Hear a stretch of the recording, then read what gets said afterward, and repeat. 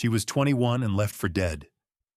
No family, no wagon, no water, just the clothes on her back and a throbbing pain in her temple where the world had gone black. And with that, nothing, she crawled into a sandstone overhang in the New Mexico Badlands. But what nobody knew was that hidden behind a loose stone was a sealed oilskin cache, an outlaw's fortune left untouched for 90 years, and with it, a truth that would change everything. Stay close and settle in for this story. Let us know in the comments where you're watching from tonight. Delia Marsh had learned the shape of the world from her father, a man whose hands were maps of every trial and kindness he had ever known. He was a surveyor for the railroad until his lungs filled with the dust of the high plains, and then he was a farmer with a small, stubborn plot of land that gave just enough to keep them. He taught Delia not with books, but with the land itself. He showed her how to read the curl of a leaf for thirst, how to find north by the lean of the pines, and how to know by the smell of the air if the rain would be a blessing or a fury. Her father, Thomas Marsh, believed that competence was a form of prayer, and that to do a thing well was to honor the materials God had given you. He was a quiet man, and his love was expressed in the solid handle he carved for her first knife, in the patient way he showed her how to splice a rope, and in the small, heavy brass compass he gave her on her 16th birthday. It was German-made, with a clean, steady needle and a reassuring weight in the palm. "It will never lie to you," he'd said, his voice raspy from his failing lungs. "Men will, the weather will, your own heart will, but the needle always knows its home." He died 2 years later, in the quiet of a winter morning, and the world for Delia became a colder, less certain place. Her stepmother, a woman her father had married in his last year for companionship, had never understood the bond between them. To her, Delia was just another mouth, a silent, watchful girl who preferred the barn to the kitchen. When the crops failed for a second straight year and the bank took the farm, her stepmother saw an opportunity. A wagon train was forming, heading west to the Oregon territories, and a family needed a girl to help with the children. It was a respectable arrangement, a way out. For Delia, it felt like an expulsion. Her stepmother packed her a small bag with 2 dresses and a loaf of bread and pressed 3 silver dollars into her hand. She did not hug her. She did not say she would miss her. She simply said, "Don't look back. There's nothing for you here now." Delia did not argue. She did not cry. She took the bag and the coins, slid her father's compass into the deep pocket of her skirt, and walked away from the only home she had ever known. The weight of the little brass instrument a cold, solid anchor against her leg. The family she joined, the Carvers, were not unkind, but they were consumed by their own anxieties. Delia was a function, a pair of hands to cook and mend and mind the children. She was competent, as her father had taught her to be, and her silence was mistaken for simplicity. She did her work, and in the evenings, she would sit by the fire, turning the cool brass of the compass over and over in her hands, its steady presence the only true thing she had left of the man who had seen her, truly seen her, for who she was. The ejection, when it came, was not a quiet closing of a door, but the splintering of wood and the shriek of panicked horses. They were 3 weeks into the Badlands, a stretch of country so vast and empty it felt like the world before it was made. The raid came at dusk, a sudden storm of riders boiling up from a dry arroyo. They were not warriors, just desperate men with sun-scorched faces and hollow eyes. Their motive not malice, but pure, lean hunger. They wanted flour, water, and horses, and they took them with a brutal efficiency. In the chaos, As Mr. Carver tried to control his spooked team, the wagon lurched violently, and Delia, who had been trying to soothe the crying children in the back, was thrown clear. She landed hard, her head striking a rock with a sickening final crack. The world dissolved into a smear of shouting and dust and the terrified whinnying of a horse. Through a swimming haze, she saw the wagons lumbering on, gathering speed, the raiders melting back into the landscape with their spoils. She tried to call out, but her throat was filled with dust and a coppery taste. Her voice was a bare whisper, lost in the wind. She saw a face, one of the Carver boys, peer back from the canvas flap of their wagon. His eyes were wide with fear. He saw her. She knew he did. For a moment she thought he would shout, that the wagon would stop. But then the flap fell shut, and the wagon continued its desperate flight, shrinking against the enormous, indifferent horizon. They were leaving her.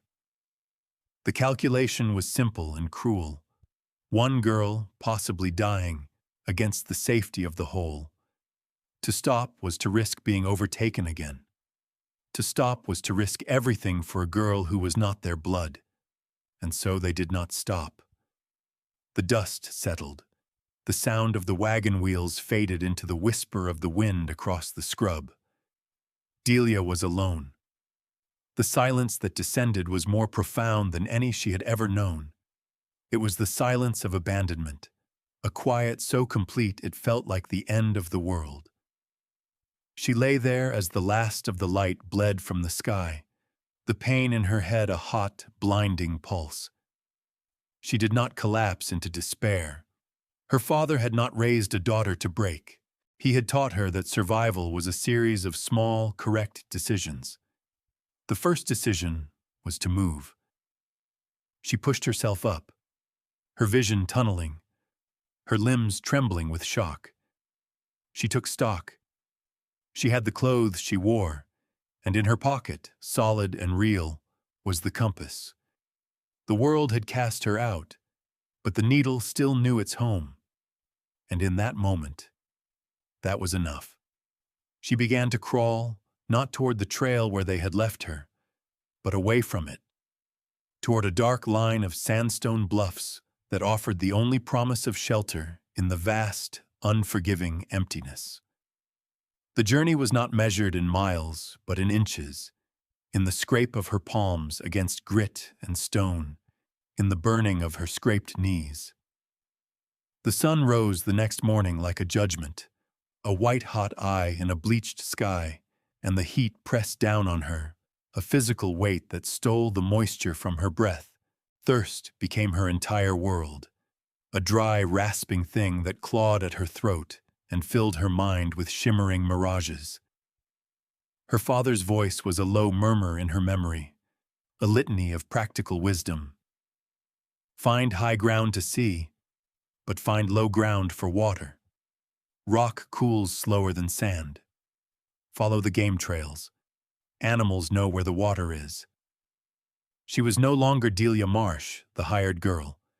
She was an organism reduced to its most essential functions: shelter, water, endurance.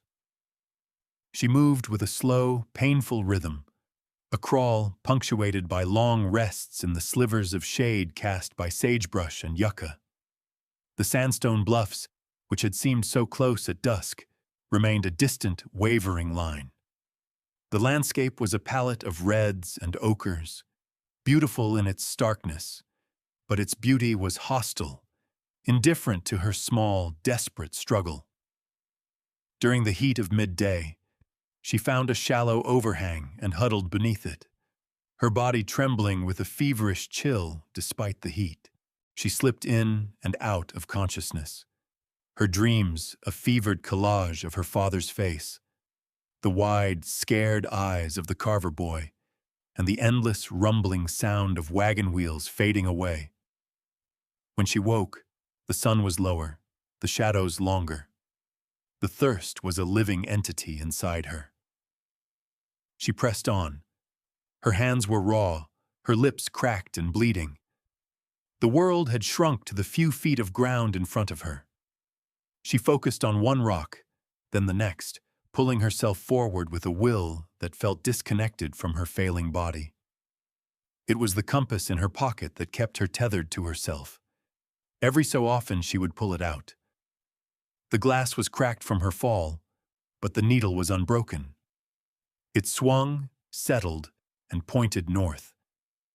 It was a small mechanical miracle, a piece of irrefutable order in a world of chaos.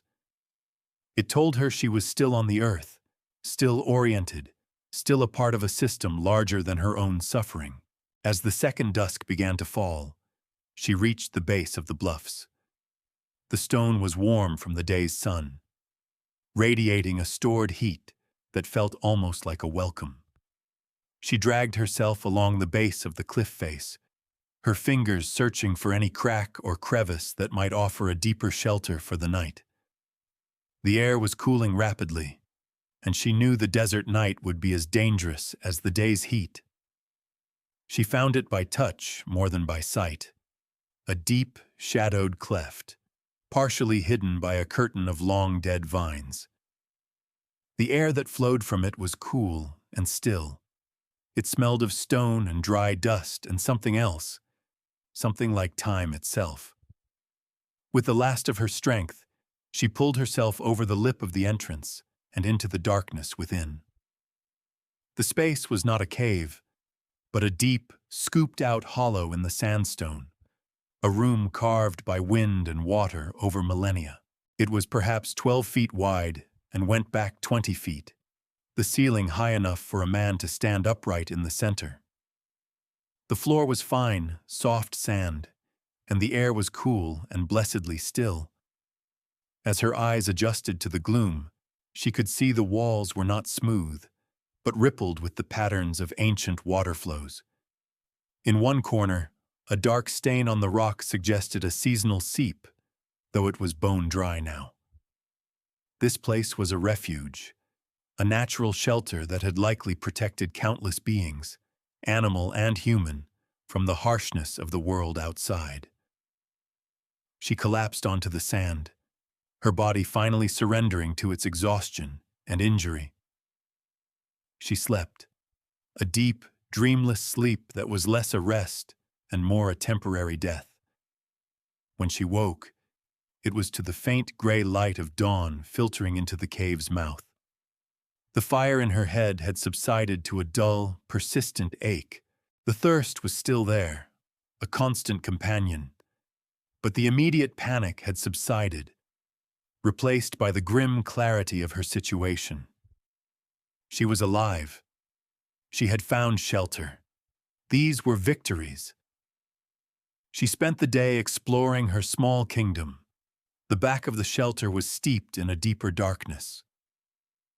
As she felt her way along the wall, her fingers traced the faint, grooved lines of petroglyphs, stick figures of men with bows, spirals, and the unmistakable shape of a bighorn sheep. People had been here before. They had lived, or at least rested, in this very spot. The knowledge was a comfort. It made the crushing loneliness feel a fraction lighter. Her immediate problem was water. She remembered her father telling her to dig in the lowest point of a dry wash or at the base of a non-porous rock face. She chose the corner with the dark stain and began to dig with her bare hands, the cool, sandy soil a balm on her raw fingers. She dug for what felt like an hour, the hole growing deeper. The sand became cooler, then damp, and then a small, miraculous puddle of muddy water seeped into the bottom of the hole. It was thick and tasted of earth, but it was water. She drank slowly, carefully, letting the moisture soothe her cracked throat. It was life. She spent the next 2 days in the shelter, recovering her strength. She rationed the water from her small well, letting it refill and then drinking. The hunger was a hollow ache in her belly, but the water was more important. She felt her mind clearing. the fog of the fever and the head injury receding. It was on the third day, while clearing a space at the back of the cave to make a more comfortable bed, that her hand brushed against something that was not natural stone. It was a rock, set into the base of the wall, but its edges were too regular, too square. It was fitted with a precision that nature did not possess. Curiosity, a feeling she thought had been burned out of her by a need for survival, flickered to life. She ran her fingers around the edges of the stone.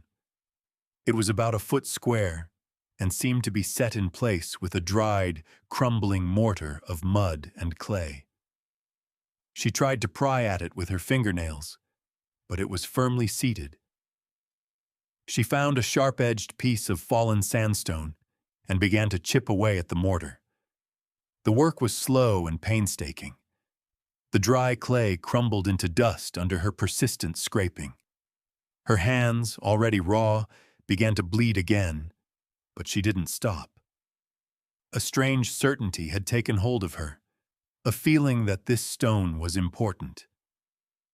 After an hour of work, she had cleared enough of the mortar to get her fingers into a crack. She pulled. The stone resisted, then shifted with a low, grating sound. She pulled harder, putting all her weight into it, and the stone came free, tumbling onto the sandy floor with a soft thud. Behind it was a dark, square cavity, and inside that cavity, wrapped in a thick, dark layer of oilskin, was a rectangular package. Her heart hammered against her ribs. She reached in and lifted it out. It was heavy, far heavier than its size suggested, and it was tied securely with what looked like waxed leather cord. Her fingers trembled as she worked at the knot. The leather was old and stiff, but it finally came loose. She unfolded the oilskin. The material was cracked with age but had remained waterproof, its heavy, oily smell filling the small space. Inside, nestled in a bed of what looked like dried leaves and raw cotton, were stacks of gold coins. Double eagles, mostly, their surfaces gleaming with a soft, buttery light in the dim cave. There were dozens of them, maybe hundreds. Beneath the coins was a small, worn leather pouch, and beneath that, a folded bundle of papers, also wrapped in its own smaller piece of oilskin. She opened the pouch first. It contained a few personal items: a tarnished silver locket with no picture inside, a small, intricately carved wooden bird, and a single, spent rifle cartridge. Then she turned to the papers. She carefully unwrapped them. It was a letter, several pages long, the handwriting a neat, careful script. The ink faded from black to a rusty brown. At the top of the first page were 2 words: "To whoever finds this." She began to read. "My name is Silas Kane, though that is not the name I was born with. If you are reading this, it means I am long dead, and the world has likely forgotten me, or remembers only the lies they told. It is the year 1883. I have been living in this shelter for 6 months. The money you have found is my share from the Black Creek payroll robbery. It is $5,000 in gold. The newspapers called me a killer. They said I shot a guard, a young man named Elias Vance, in the back as we fled. It is a lie. It was our leader, a man named Jedediah Thorne, who fired that shot. He was a cruel man who saw weakness as an invitation. The guard was just a boy, and he had already surrendered. Jedediah shot him for sport. But Jedediah had friends in high places, and I was a drifter with no one. The price for my silence was this share of the gold and the blame for the murder. They left me for dead out here. But like you, perhaps, I survived. I could never spend this money. It is stained with the blood of that boy. I have lived like a ghost, and I will die like one. I ask two things of you. First, if the world has changed enough that a man's last words might matter, see that the truth of what happened to Elias Vance is known. The account is here, with names and dates. Jedediah Thorne went to California, I heard. Second, I have learned that Elias Vance left a wife and a newborn child in a town called Harmony in Kansas. If they or their descendants can be found, see that a portion of this money reaches them. It is a poor substitute for a life, but it is all I can offer. The rest is yours. Use it to build something. Do not let it be a curse as it was for me. May God have mercy on you and on me. Silas Kane. Delia read the letter 3 times, the careful script blurring through the tears she hadn't realized she was shedding. She was crying not for herself, but for the ghost in the cave, for Silas Kane, a man trapped by a lie for 90 years. She was crying for the young guard, Elias Vance, and for the family he never got to see grow. In the profound silence of the sandstone shelter, she felt a strange and powerful connection to this man she had never met. He too had been left for dead in this wilderness. He too had survived on his own wits and will. His loneliness reached across the decades and touched her own. The gold was a shock, a weight of possibility so immense she could barely comprehend it. It was a future. It was safety. But the letter was something more. It was a purpose. Her father had taught her that a person's name was the cornerstone of their life, and that to steal or tarnish it was a profound sin. Silas Kane had been robbed of his name, and his final act had been a desperate attempt to reclaim it.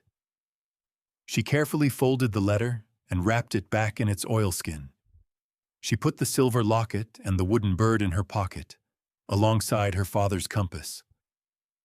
They felt like sacred objects. She sat for a long time in the quiet cave, the gold coins stacked neatly beside her, their cool weight a tangible link to a violent past and an uncertain future. She was no longer just a survivor. She was a custodian. Her own small story was now intertwined with a much larger one. The first step was to get out of the Badlands. She needed to reach a town, but she couldn't walk into one looking like a half-dead beggar who had stumbled upon a fortune. She had to be careful. She divided the coins. She took 20 of the double eagles and secreted them in the hems of her dress, and in a small pouch she fashioned from a piece of her petticoat, which she tied around her waist beneath her skirt. The rest, along with the letter, she wrapped carefully back in the large oilskin packet.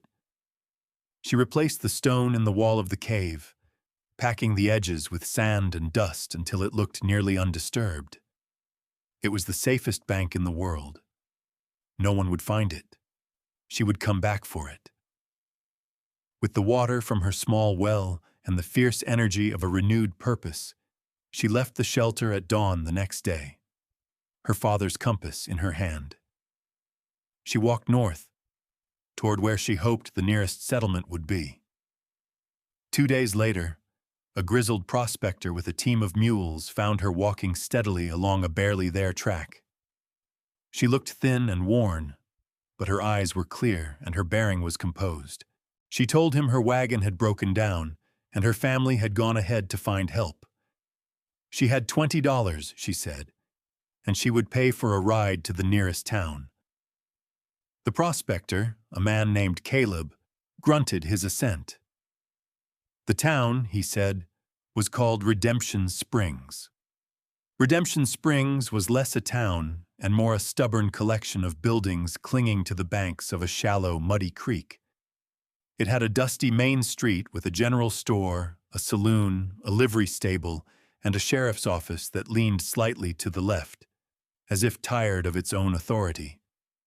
Delia paid the prospector and thanked him, then found the boarding house, a clean, respectable-looking building run by a woman with tired eyes and capable hands. Her name was Martha. Delia paid for a week in advance with one of her gold coins, enduring the woman's sharp, curious gaze without flinching. "My family's wagon met with trouble on the trail," Delia explained, giving the same story she'd told the prospector. "I'm to wait for them here." It was a thin story, but plausible enough.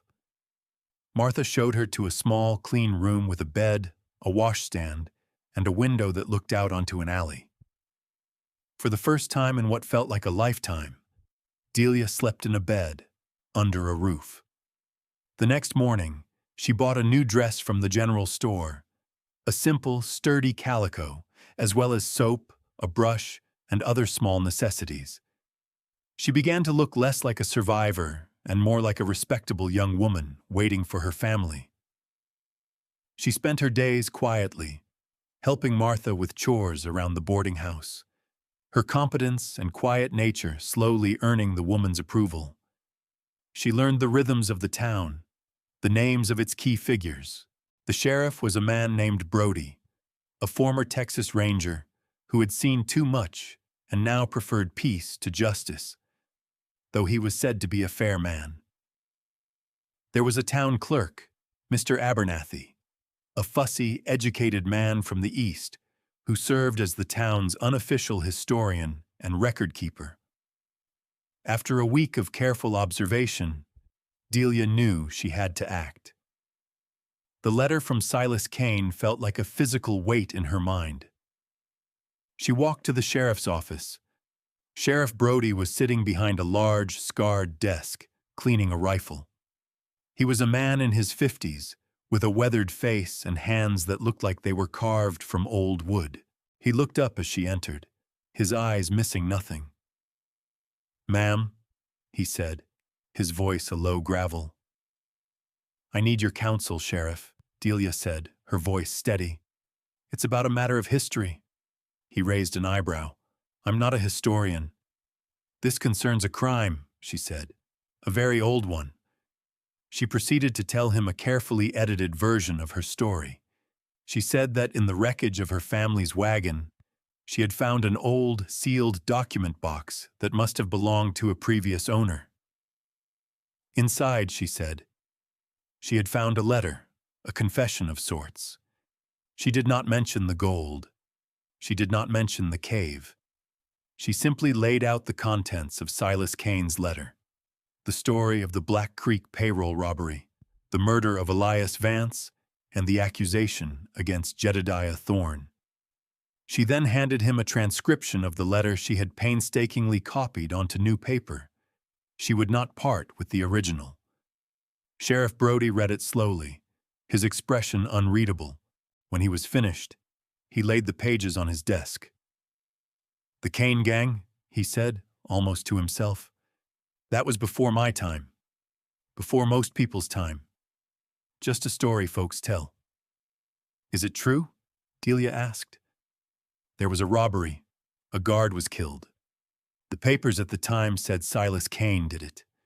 They chased him into the Badlands and said he died of thirst." He looked at her, his gaze sharp. "Why bring this to me? It's 90 years gone. All the men involved are dust. A man's name is all he truly has," Delia said, echoing her father's words. "And the letter mentions a family that was wronged." Brody was silent for a long time, tapping a finger on the worn wood of his desk. He was a man who did not like complications. This was a very large complication. "Leave this with me," he said finally. "I'll look in the county records, see what Abernathy has, but I'm making no promises. Old ghosts are best left to lie." Delia had planted a seed. Now she had to wait and see if it would grow in the hard soil of Sheriff Brody's skepticism. While he deliberated, she turned her attention to her own future. She could not stay at the boarding house forever, and her story of waiting for family would soon wear thin. She needed a place of her own, a piece of ground to anchor herself to. Using her carefully saved coins, she began to make inquiries. Mr. Abernathy, the town clerk, was the keeper of all property records. She approached him not as a woman with a mysterious fortune, but as a prudent girl with a small inheritance who was looking for a fresh start. He was more receptive than the sheriff, intrigued by this quiet, serious young woman. He showed her the town plat. Most of the land was owned and accounted for, but there was one small, forgotten parcel on the edge of town. "The old Miller place," Abernathy said, pointing a spindly finger at the map. 5 acres, right on the creek. The cabin's stone, but the roof fell in years ago. No one's wanted it for a decade. It was perfect. It was unwanted, overlooked. It was a place she could rebuild. She bought it for cash, a transaction that caused a small stir in the town, but her sober and industrious demeanor gave the gossip little to cling to. She was now Delia Marsh, landowner. The cabin was a ruin, but a solid one. The 4 stone walls, built by a settler with a good eye and a strong back, were square and true. The roof, as Abernathy had said, was a collapsed skeleton of rotten timbers, and the inside was filled with drifted leaves and dirt. But it had a fine stone hearth, and the land around it, though overgrown with rabbit brush and thistle, was fertile near the creek. This was the work her father had trained her for. She did not see a ruin. She saw the good bones of a home. She started by clearing the inside of the cabin, shoveling out years of debris. The work was backbreaking, but it felt good. Every bucket of dirt she carried out was a piece of the past she was clearing to make way for her own future. The town watched her. At first they were curious, then impressed. A local carpenter, a quiet man named Elias, stopped by one afternoon. He watched her struggle to clear a heavy, fallen roof beam. "You'll break your back that way," he said, his voice gentle. He showed her how to use a lever and a fulcrum to move the beam with a fraction of the effort. He ended up staying for the rest of the day. Delia offered him fair pay, and he accepted. He began to come every day, helping her clear the old timbers and assess what was salvageable. Martha, from the boarding house, would bring by a hot meal in the evenings. "A body can't live on hard work alone," she'd say, setting down a pot of stew. Sheriff Brody came by once, ostensibly on patrol, but she saw him taking in the neat stacks of salvaged stone, the cleared floor of the cabin, her methodical and tireless labor. He didn't say much, just nodded and touched the brim of his hat. "Making a place for yourself, Miss Marsh," he observed. "I am, Sheriff," she replied simply. He rode off without another word, but Delia felt a subtle shift. She was no longer a transient. She was becoming part of the landscape, a fixture. One evening, Brody found her as she was washing her hands in the creek at the end of the day. He held out a thin, dusty file folder. "County records," he said. "Took Abernathy a week to find them. The official report on the Black Creek robbery." He told her that the report was sparse, but it confirmed the core of Silas Kane's letter. It listed Jedediah Thorne as the leader of the gang. More importantly, an appendix contained a deposition from the town doctor who had examined the guard's body. The doctor had noted that the entry wound suggested the bullet came from a specific type of rifle, a Sharps Borchert. The record also showed that of all the gang members, only Jedediah Thorne was known to carry that particular model of rifle.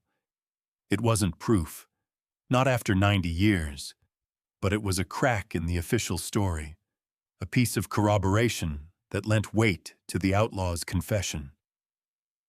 "I've placed a copy of your transcription in the file," Brody said, "as an anonymous historical addendum. It's where it belongs. The official story won't change, but the truth is in the record now. For anyone who cares to look." He also told her that Mr. Abernathy, using old census records, had managed to trace the family of Elias Vance. His grandson, a man named Thomas Vance, was a dirt-poor farmer in Nebraska, struggling with drought and debt. The roof raising was a community affair. Elias, the carpenter, had framed the new structure with stout pine logs Delia had purchased and hauled from a mill 50 miles away. Now, it needed to be set in place. On a bright, clear morning, half a dozen men from the town appeared at her homestead. Sheriff Brody was there, along with the blacksmith, the general store owner, and a few ranch hands whose names she barely knew. No one had asked them to come. They simply arrived, ready to work. There was little talk, just the shared language of labor. They heaved the heavy trusses into place, their movements synchronized, their grunts and shouts a kind of music. The women, led by Martha, arrived at midday with baskets of food and jugs of cold water. They spread blankets in the shade of a cottonwood tree, and for an hour, everyone stopped to eat. Delia sat among them, sharing bread with the blacksmith's children, listening to the slow, easy talk of the town. They spoke of the weather, of cattle prices, of a barn dance planned for the following month. They included her in their conversation, asking her opinion on the best way to plant a fall garden. In that moment, sitting on the grass, her half-finished cabin standing proud against the sky, she felt a sense of belonging deeper than any she had ever known. By dusk, the roof was sheathed and secure. The men packed their tools, nodded their goodbyes, and drifted back toward town, leaving Delia in the quiet of her new home. It wasn't just a structure of stone and wood anymore. It was a testament to shared effort, a place built not just by her hands, but by the quiet kindness of a community that had decided to claim her as its own. A few weeks later, she gave Mr. Abernathy a sealed envelope containing $2,000 in paper currency, which she had exchanged a small portion of her gold for in a larger town 100 miles away. She asked him to send it to Thomas Vance in Nebraska, with a note saying only that it was the settlement of an old family debt. Abernathy, a man who valued discretion, asked no questions. He simply sent the bank draft, his respect for Delia growing even deeper. She spent the autumn finishing the cabin, chinking the walls with mud and straw, building a sturdy door, and fitting a glass pane into the single window. She bought a small stove, a bed, a table, and 2 chairs. It was a simple dwelling, but it was hers, built from a ruin through the strength of her own labor and the unexpected grace of others. People in Redemption Springs no longer saw her as a mysterious stranger. They knew her name. She was Delia Marsh, the woman who had single-handedly resurrected the old Miller place. They respected her. They stopped to talk to her in the street. Martha taught her how to preserve vegetables, and Elias showed her how to build a cold cellar. She was no longer alone. She had found her place, not by birth or by marriage, but by the steady application of work and decency. The unwanted, abandoned cabin had become her sanctuary, a home filled with the warmth of her own fire and the quiet dignity of a life she had built herself. Winter came to the high desert, blanketing the land in a clean, quiet layer of snow. The creek froze along its edges, and the smoke from Delia's chimney rose in a thin, straight line into the crisp, cold air. She sat at her small wooden table, a mug of hot tea warming her hands, and looked around her small, sturdy home. The stone walls were solid and comforting. The fire in the stove crackled, a warm heart in the center of the cabin. Through the window, she could see the white expanse of her land, peaceful and at rest. On the rough-hewn mantelpiece above the hearth, 2 small objects sat side by side. One was her father's brass compass, its surface worn smooth from his hands and hers. The other was the small, intricately carved wooden bird she had found in Silas Kane's pouch. Two men from two different worlds, two different times. Her father, the honest surveyor, who had given her the skills to navigate the world, and Silas Kane, the framed outlaw, who had given her the means to build a life in it. Both men had faced the wilderness in their own ways. Both had left something of themselves behind, a legacy of competence and a plea for truth. She thought of the Carver boy's frightened face, the last thing she had seen of her old life. She no longer felt anger toward him or toward them. They had been driven by fear. They had left her with nothing, and in doing so had given her everything. The emptiness of the Badlands had led her to a fullness she could never have imagined. She had a home. She had a community. She had a name that was her own, respected and solid. Mr. Abernathy had received a letter from Nebraska. It was from Thomas Vance, a letter full of stunned, grateful disbelief. The money had saved his farm. It had saved his family. He didn't understand where it had come from, but he called it a miracle. Delia knew it wasn't a miracle.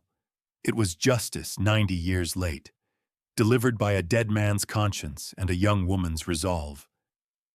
The truth of Silas Kane's story now rested quietly in the county file, a silent correction to the official record. His name was not cleared in the eyes of the world, but the lie no longer stood unchallenged. It was enough. Delia Marsh was 21 and had been left for dead in the Badlands. She had started with nothing but a compass and a memory of her father's hands. And then she found an outlaw's hope, sealed in oilskin and hidden from the world. It was the greatest fortune she could have ever imagined, a foundation of stone and truth upon which she had built her life.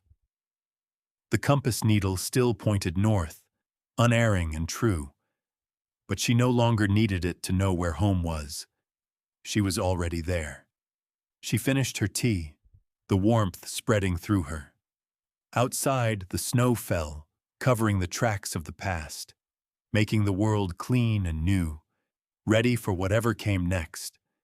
And for the first time since her father's death, Delia Marsh felt completely and profoundly at peace, settled in a life that was truly, finally, her own.